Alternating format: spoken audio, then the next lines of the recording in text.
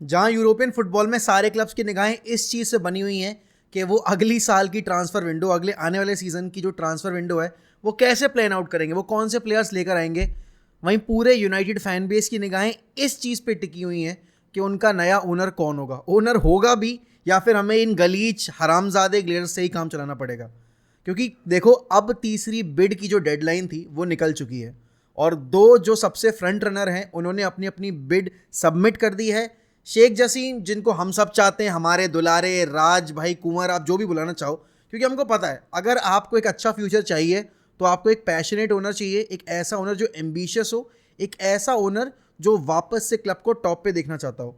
और जिनको मैनचेस्टर में मैनचेस्टर चाहिए, जिनको क्लब के अंदर मैनचेस्टर चाहिए, जिनको अपने भावहीन दिखाने हैं, जिनको अपनी जो पेट्रियोटिज्म है वो दिखानी है, वो लोग अभी भी सर जिम रैटक्लिफ के गुणगान कर रहे हैं। अब स्ट्रक्चर में एक बार फिर समझा देता हूँ। देखो, यूनाइटेड अभी जिस मुकाम पर है वहाँ से वापस खड़ा होने के लिए आपको बहुत स्ट्रॉन्ग एम्बिशियस ओनर्स की ज़रूरत है, क्योंकि यहाँ पर सिटी आपसे एक नहीं, दो नहीं, कम से कम 6 साल आगे बैठी हुई है। और उसके अलावा अगर आप यहाँ पर चेल्सी को देखो, चेल्सी के ओनर्स भले ही कितने भी निहायती निठल्ले चूतिए हों, लेकिन फिर भी वो एम्बिशियस इस मामले में कि वो क्लब में पैसा इंजेक्ट कर रहे हैं। अभी दिशा नहीं है उनके पास, लेकिन अगर आप एम्बिशन की बात करोगे तो हाँ, they want to see their club at the top, और इसीलिए वो बिना सोचे बिना समझे पैसा खर्च किए जा रहे हैं। आप यहाँ पर न्यूकासल को देखोगे तो न्यूकासल ने एक साल के अंदर उतनी प्रोग्रेस कर ली जितने हम पिछली 10 साल में नहीं कर पाए। और ये वो न्यूकासल थी जो कि लास्ट ईयर रेलीगेशन फेस कर रही थी। यूनाइटेड के केस में सर जिम रैटक्लिफ की जो बिड है वो ये यहाँ पर अभी इंडिकेट कर रही है कि वो 50% शेयर जो है वो लेने को तैयार हैं। क्लास बी शेयर्स, एक बार फिर मैं समझा दूँ, यूनाइटेड में 2 शेयर्स हैं। एक क्लास ए शेयर्स जो कि 31% हैं, जो कि इन्वेस्टर्स के हैं, जो कि आपके पब्लिक डोमेन वाले हैं, और दूसरे 69% वो शेयर्स हैं क्लास बी शेयर्स जिन पे वोटिंग राइट्स होते हैं, जिन पे क्लब में क्या डिसीजंस लिए जाएंगे क्या नहीं लिए जाएंगे, वो जो पावर है वो आपके ग्लेजर्स के हाथ में। और यहाँ पर सर जिम रैटक्लिफ जिन 50% स्टेक्स को खरीदने की कोशिश कर रहे हैं, उसमें से फिर भी मेजॉरिटी शेयर्स जो है वो आपके ग्लेजर्स के खाते में रहेंगे। जो वोटिंग पावर है और जो भी कंट्रोल ओवर द क्लब है वो डिवाइड होगा आपके सर जिम रैटक्लिफ और आपके ग्लेजर्स के बीच में। लेकिन कल जो रिपोर्टेड बिड बताई जा रही है वो बताई जा रही है कि सर जिम रैटक्लिफ की बिड जो है वो 4 बिलियन से कुछ ऊपर की है और उन्होंने कंसोर्टियम के थ्रू परचेज करने की कोशिश की है। जितना भी हमारा डेट है वो डेट फ्री नहीं करने वाले। क्लब अभी भी 850 मिलियन के डेट में है। जो हमारा स्टैंड आउट पेमेंट्स है, जो कि हम इतने साल से प्लेयर्स लेते आ रहे हैं, वो भी आपका 615 मिलियन का है। तो आप समझ सकते हो कि यूनाइटेड ना अभी सिर्फ जो आपका लोन ले रखा था ग्लेजर्स ने, जब आपने क्लब खरीदा था, जब सन 2005 में ग्लेजर्स ने ये क्लब खरीदा, तब उन्होंने 650 मिलियन का लोन लिया था यहाँ पर यूनाइटेड को ओवरटेक करने के लिए, जो 100% शेयर उन्होंने लिए थे। उसके बाद भाई साल दर साल उनके जो बाकी भाई बंधु थे उन्होंने अपने अपने शेयर निकाले और अभी ग्लेजर्स के कंट्रोल में 69% शेयर है। यहाँ पर सर जिम रैटक्लिफ ने बोला है कि वो ट्रेनिंग फैसिलिटीज़ इंप्रूव करेंगे, वो क्लब को दोबारा रीस्ट्रक्चर करेंगे, ओल्ड ट्रैफर्ड की दोबारा से मरम्मत होगी, उसको और एक्सपेंड किया जाएगा। लेकिन इस चीज़ की गारंटी नहीं दी है कि ये कब तक होगा और होगा तो कब होगा। और इसकी भी कोई गारंटी नहीं है कि ये जो उन्होंने प्रोमिस किए हैं इसमें इनका जो एनोस ग्रुप का जो इन्वेस्टमेंट होगा वो आएगा या नहीं आएगा, और ये ग्लेजर्स के साथ रुकने वाले हैं या फिर ये अपना अलग से पूरा कंसोर्टियम लेकर आएंगे। और माइनॉरिटी स्टेक्स यहाँ पर खरीदने की बात की गई है, यहाँ पर मेजॉरिटी स्टेक्स खरीदने की बात नहीं की गई है। आप सर अगर सर जिम रैटक्लिफ की बात करोगे, आप अगर यहाँ पर शेख जसीम की बात करोगे, जिनकी 9-2 फाउंडेशन है, वो यहाँ पर 100% टेक ओवर पूरा करना चाह रही है। उन्होंने पहले ही जो अपना स्ट्रक्चर मॉड्यूल प्रेजेंट किया था उसमें उन्होंने बोला था कि वो यूनाइटेड का जितना भी डेट है, 850 मिलियन का जो डेट है वो पूरा ख़त्म करेंगे, डेट फ्री करेंगे हमें। उसके बाद ओल्ड ट्रैफर्ड रीडेवलप होगा, रीस्ट्रक्चर किया जाएगा, नया स्टेडियम नहीं, ओल्ड ट्रैफर्ड को ही ब्रिक बाई ब्रिक दोबारा से वो किया जाएगा। सबसे पहले सर बॉबी चार्ल्टन स्टैंड बनाया जाएगा जो आपका सबसे पुराना स्टैंड है। उसके बाद आपकी जो एओएन ट्रेनिंग फैसिलिटीज़ हैं वो इम्प्रूव की जाएंगी। आपका जो क्लिफ ट्रेनिंग सेंटर है उसको भी दोबारा से मरम्मत करके तैयार किया जाएगा आपकी एकेडमी वगैरह के लिए, और आपकी विमेंस टीम के लिए आपकी जिम फैसिलिटीज़ इंप्रूव की जाएंगी। और ओल्ड ट्रैफर्ड के जो आजू बाजू का एरिया है वो रीडेवलप करके उसको फ़ैन टूरिज्म के लिए प्रमोट किया जाएगा। तो फ़ैन कल्चर यहाँ पर इंप्रूव करने की बात कही गई है। उसके अलावा जो आपका फैन इंटरेक्शन है वो इम्प्रूव किया जाएगा। एक अभी जो हम देखते हैं MUST, जो मैनचेस्टर यूनाइटेड सपोर्टर्स ट्रस्ट जो ग्रुप है, जो अभी लास्ट ईयर हमने देखा था, उससे लास्ट ईयर देखा था, उन्होंने प्रोटेस्ट की थी। और आज भी 30 तारीख को, कल जो मैच हमारा, उससे पहले भी 1958 जो ग्रुप है यूनाइटेड का, वो दोबारा से प्रोटेस्ट करने वाला है 18 मिनट तक, मैच जब शुरू हो जाएगा उस टाइम तक, जस्ट टू मेक श्योर कि ग्लेजर्स ने जो 18 साल हमारे वेस्ट किए हैं वो आगे कंटिन्यू ना हो। अब यहाँ पर ग्लेजर्स की अगर माने, जो हमने कल रिपोर्ट्स पढ़ी हैं, टेलीग्राफ ने जो रिपोर्ट्स निकाली हैं, तो यहाँ पर उन्होंने बताया है कि अभी डॉक्यूमेंट सबमिशन के बाद अगर ग्लेजर्स ग्रीन लाइट दे देते हैं तो उसके बाद भी कम से कम आपको 1 महीना लग जाएगा पूरा टेक ओवर कंप्लीट होने के लिए। यहाँ पर जो 69% शेयर्स हैं आपके ग्लेजर्स के, वो कंप्लीट होने के लिए टाइम लगेगा कम से कम 2 से 3 हफ्ते। और उसके बाद जो 31% माइनॉरिटी स्टेक होल्डर्स हैं, उनकी डॉक्यूमेंटेशन और उनका पूरा प्रोसीजर कंप्लीट होने के लिए अगर 100% टेक ओवर होता है, और अगर आपके शेख जासीम की जो 92 फाउंडेशन है वो आती है, तो यहाँ पर यूनाइटेड को अभी भी आज की डेट से तकरीबन 1.5 महीना लग जाएगा। तो आप ये मान के चलो कि जून में जाकर हमारा जो टेक ओवर है वो ऑफिशियल होगा, अगर ग्लेजर फैमिली यहाँ पर एक ऑथराइजेशन दे देती है कि हाँ ठीक है, let's go ahead with the sale. लेकिन अभी भी क्लैरिटी इस चीज़ पे नहीं है। जो रिपोर्टेड बिड बताई जा रही है यहाँ पर शेख जसीम की, वो बताई जा रही है अबव 5.3 5.4 बिलियन, और जो ओवरऑल पैकेज उन्होंने बताया जो डेट फ्री वगैरह करके वो तकरीबन जाके पहुंचेगी आपकी 7 बिलियन की, जो ओवरऑल कॉस्ट होगी इस पूरे टेक ओवर की, रीस्ट्रक्चर और आपका लोन माफ जितना भी है। तो भाई यहाँ पर अभी जो हम बात कर रहे थे ना इतना आराम से बैठकर कि यूनाइटेड का टेक ओवर अब तक हो जाएगा तब तक हो जाएगा, आप ये मान के चलो कि जितना ये डिले हो रहा है उतने ज़्यादा चांसेस है ग्लेजर्स के रुकने के, और जितने ज़्यादा चांसेस हैं ग्लेजर्स के रुकने के उतना ज़्यादा अंधकार में जाएगा मैनचेस्टर यूनाइटेड का फ्यूचर। अब समझने वाली सीधी सिंपल सी बात यह है कि अभी जो लास्ट बिड अभी लॉन्च की है आपके कतारी ओनर्स ने, जो कतारी बिडर्स हैं, इसके बाद अगली कोई बिड नहीं आएगी। और हो सकता है कि ये आखिरी अपॉर्चुनिटी हो ग्लेजर्स के पास कि वो जितना पैसा मिंट करना चाह रहे हैं क्लब से, वो उतना पैसा कमा के और यहाँ से निकल जाएं। और अगर ऐसा नहीं होगा तो नेक्स्ट ईयर या probably next to next year आप कतर को या तो स्पर्स टेक ओवर करते देखोगे या लिवरपूल टेक ओवर करते देखोगे। This is do or die situation for Manchester United. यहाँ से एक गलती और, मतलब 1 साल और अगर ग्लेजर्स रुकते हैं तो हमारा आने वाला 5 साल का फ्यूचर नहीं, हमारा आने वाला अगले 10 साल 15 साल का फ्यूचर जो है वो डार्कनेस में जा सकता है। एंड अभी जो आपने 10 साल बिना प्रीमियर लीग टाइटल के बिताए हैं, वो आपका जो टाइम स्पेंड है, जो आपका जो टाइम ड्यूरेशन है ना बिना टाइटल के, वो बढ़कर 20 साल 22 साल और लिवरपूल के बराबर 30 साल भी हो सकता है। क्योंकि ये ओनर्स आपके क्लब में ना पैसा लगाएंगे, आपने देख लिया इतने सालों में, और जितना पैसा लगाया है वो बिना किसी दिमाग के लगाया है। तो समझने वाली बात अभी यहाँ पर ये है कि यूनाइटेड के ओनर्स, जो अभी प्रेजेंट ओनर्स है ग्लेजर्स, उनका जो भी डिसीजन होगा वो हमारा आगे आने वाला 10 साल का फ्यूचर डिसाइड कर सकता है। यहाँ पर जितने भी आप ट्रांसफर टारगेट्स देख रहे हो वो तभी फुलफिल होंगे, चाहे आप हैरी केन की बात करो, चाहे आप मैकैलिस्टर की बात करो, चाहे आप जूरियन टिम्बर की बात करो, चाहे आप अपने गोलकीपिंग डिपार्टमेंट की बात करो। हर एक एरिया तभी इंप्रूव होगा, पूरा स्क्वाड जो आपका एक डेवलपमेंट है वो तभी होगा, जो ट्रेनिंग फैसिलिटीज़ है इंप्रूव वो तभी होंगी जब आपके ग्लेजर्स ये क्लब छोड़ के जाएंगे।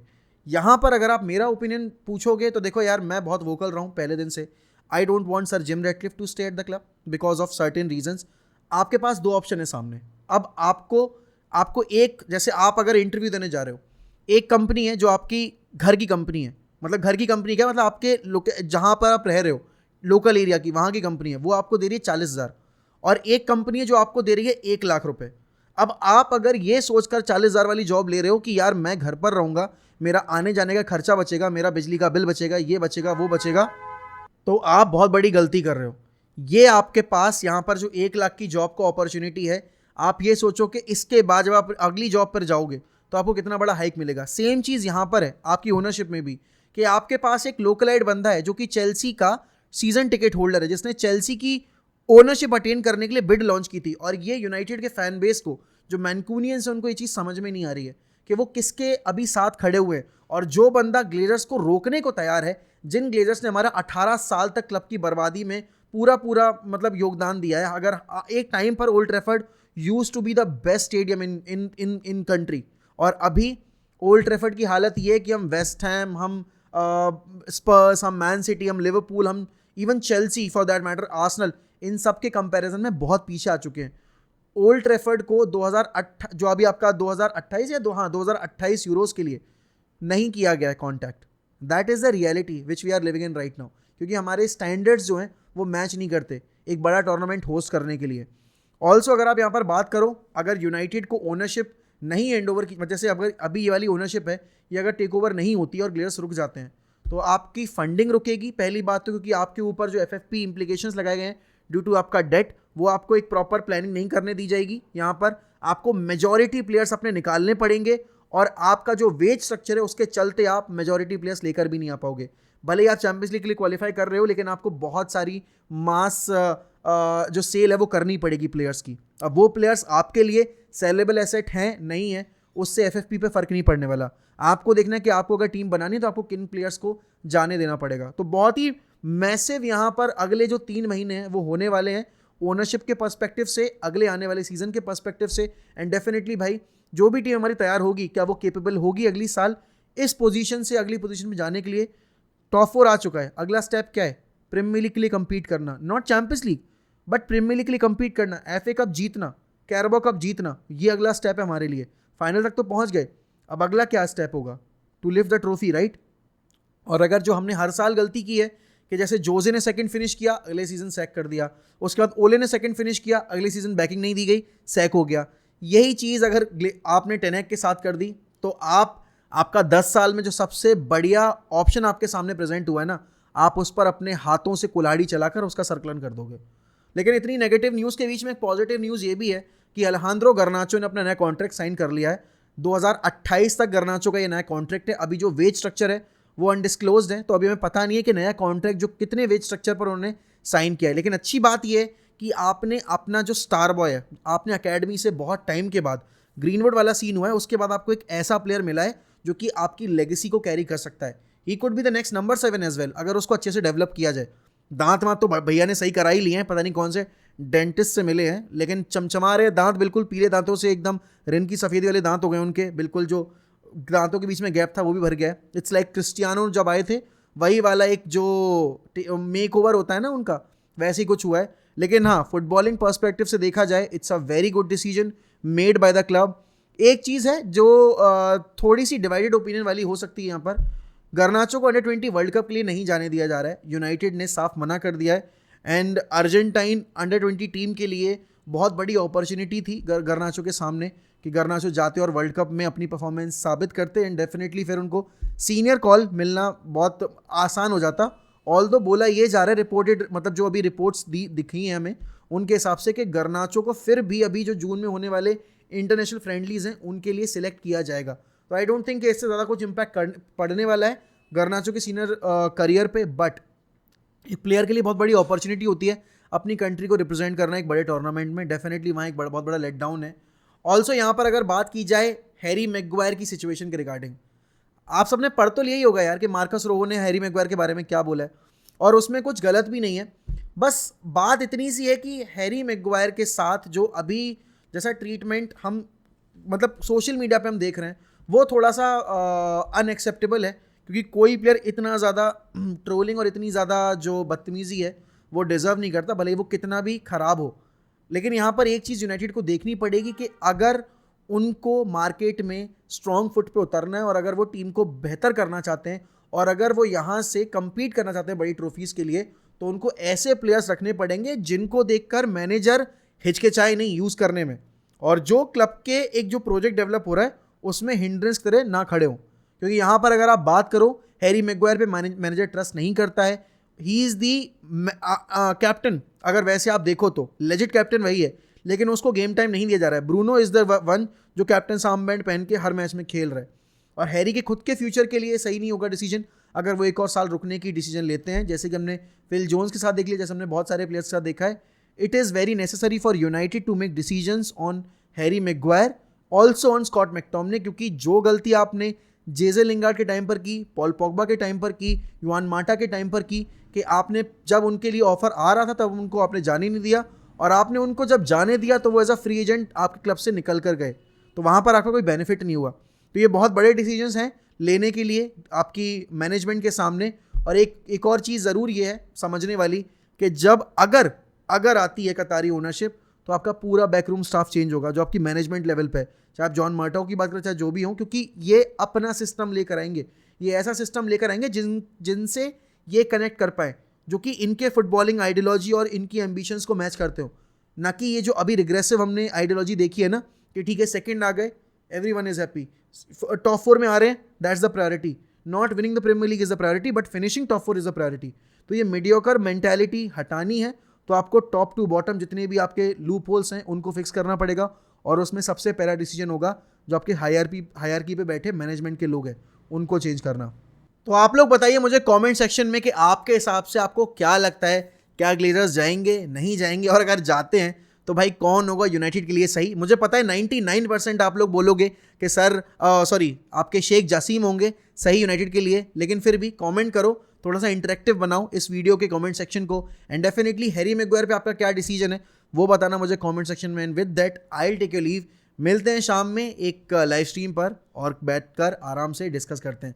और अगर आप चैनल पर नए हैं तो सब्सक्राइब करना मत भूलना, because this is the only place you will get every bit of detail regarding Manchester United.